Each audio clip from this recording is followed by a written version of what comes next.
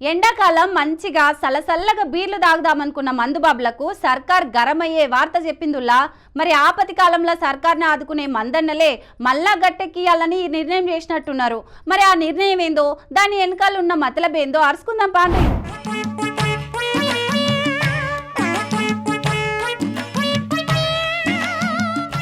బీర్లు సరఫరా చేసే కంపెనీలు చేసిన డిమాండ్ నెరవేరింది గాని మందుబాబులకు మాత్రం తాగక ముందే కిక్కెక్కినంత పనైంది. బీర్ల ధరలు పెంచాలని బీర్ల తయారీ కంపెనీలు చాలా రోజుల సంధి డిమాండ్లు చేసుడుతోనట్టుగా ముందు సరఫరా కూడా ఆపిర్రు కదా. ఇక దీంతోనే తెలంగాణ సర్కారు బీర్ల ధరల పెంపుదల మీద రిటైర్డ్ జడ్జి జైస్వాల్ నేతృత్వంలో ధరల నిర్ణయ కమిటీని ఏర్పాటు చేసింది. ఆ కమిటీ బీర్ల సరఫరాదారులకు 15% ధరలు పెంచాలని సిఫారసు చేసుకొచ్చింది. దాన్ని బట్టి సర్కారు కూడా ధరలు పెంచుకునే తందుకు ఒప్పుకున్నది. అంటే ఇప్పటి సంధి బీర్ల మీద 100కి 15 రూపాయల చొప్పున ధర పెరుగుతుందా అన్నట్టు. ఇక ముచ్చట్ల చాలా మంది మందుబాబులు సర్కారు మీద గరానికి అత్తున్నారు. ప్రతిపక్షంలో ఉన్నప్పుడు మద్యం ధరలు పెంచుతున్నదని అప్పటి సర్కారును సీఎం రేవంత్ అనేది ఇట్టిండు. మేము అధికారంలోకి వస్తే మందు ధరలు కమి చేస్తామని చెప్పి ఇప్పుడు ధరలు పెంచుడేందని ఫైర్ అవుతున్నారు.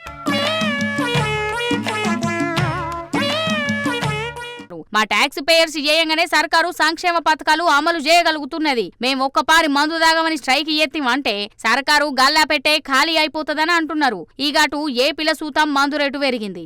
99 రూపాయల బీరు సీసా తప్ప కడవ మందు బాటిల్ అన్నింటి మీద ఒక్కో సీసా మీద 10 రూపాయలు పెంచిర్రు. కోటరు హాఫ్ ఫుల్ బాటిల్ తోని సంబంధం లేకుండా అన్నింటి మీద 10 రూపాయలే పెంచినాం. అంతకంటే ఎక్కువ పెంచిరని అత్తన్న వార్తలలో నిజం లేదని AP excise commissioner Nishant Kumar చెప్పిండు.